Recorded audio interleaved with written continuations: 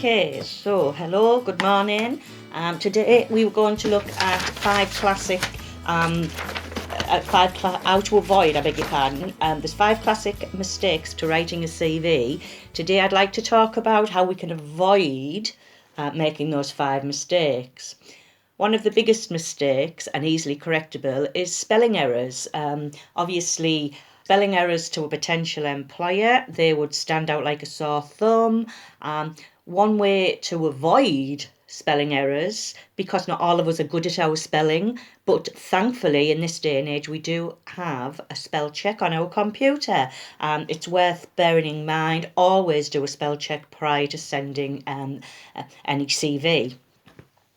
Another big mistake is going over 2 pages. Quite often, we want to get as much as we possibly can onto a CV, thinking, oh, the employer might think, I've done this, I've done this, I've done this. However, one of the things you've got to be mindful of when putting a CV together, bear in mind a lot of employers would get lots of CVs, and it can be quite daunting for the employer or prospective employer sieving through, and then all of a sudden you've got so many pages. It's not good. What we always say, if possible, try to limit a CV to no more than 2 pages. 2 pages is ample, and it will give you the opportunity to get across what you need to get across for that for that particular role that you're applying for. Unexplained gaps. Do not leave. It's a classic. People will put a CV together and they'll say, oh, well, I didn't want to put anything there because I was at home, I was doing this, I was doing that. Please believe me, a potential employer would prefer to see dates so that there's no gap, and you can actually say in that gap that you were at home caring or childminding or bringing up a family, made redundant, out of work, whatever it may be. It's always best to have consistency within a CV, so it's not looking as if, this person doesn't want to tell me what they were doing for 3 years. I wonder why. So then it would give, they shouldn't, but potentially, well, if they don't want to tell me, I wonder what it is. Don't give them that opportunity. Get it on there. Let them know. Like I said, bringing up a family. Okay? It could be that you've left work at that particular time in your life, you wanted to do a bit of travelling.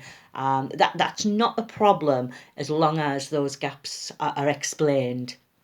There's nothing worse than unexplained gaps on a CV, please believe me, a big one. And email addresses.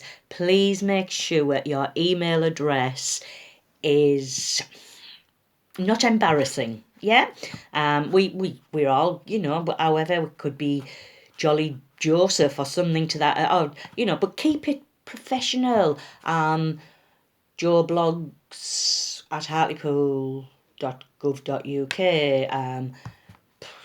Peter Jones. If your name's Peter Jones, not Perky Pete. Silly examples, I understand. However, it is important not to have an embarrassing email address.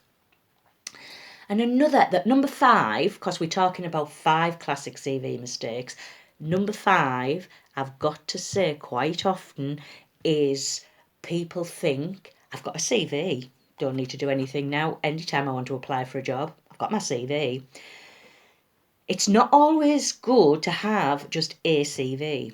When we're applying for potential opportunities, it may be that the role we're applying for, it's about looking at what you've got that you can get to the forefront of your CV.